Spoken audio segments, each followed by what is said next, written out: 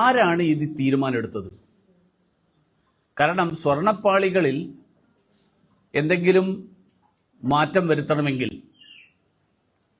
അത് മാറ്റം വരുത്തണം എന്നുള്ള നിർദ്ദേശം അല്ലെങ്കിൽ ആ സജഷൻ ആരുടെ ഭാഗത്തു നിന്നുണ്ടായി? അതിൽ ദേവസ്വം ബോർഡ് ഈ കാര്യങ്ങൾ ആരുടെ റിപ്പോർട്ടിന്റെ അടിസ്ഥാനത്തിലാണ് തീരുമാനമെടുത്തത്? ഞാൻ മനസ്സിലാക്കുന്നത്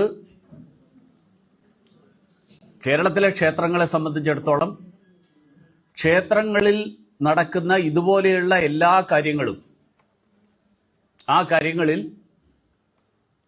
ബന്ധപ്പെട്ട ആ വിഷയം എവിടെ നിന്നാണോ ഉത്ഭവിക്കുന്നത് അതിനുശേഷം തന്ത്രിയുടെ ഉൾപ്പെടെ വിശദമായിട്ടുള്ള ഒരു റിപ്പോർട്ട്, ആ റിപ്പോർട്ടിന്റെ അടിസ്ഥാനത്തിൽ ദേവസ്വം ബോർഡിന് തീരുമാനമെടുക്കാം.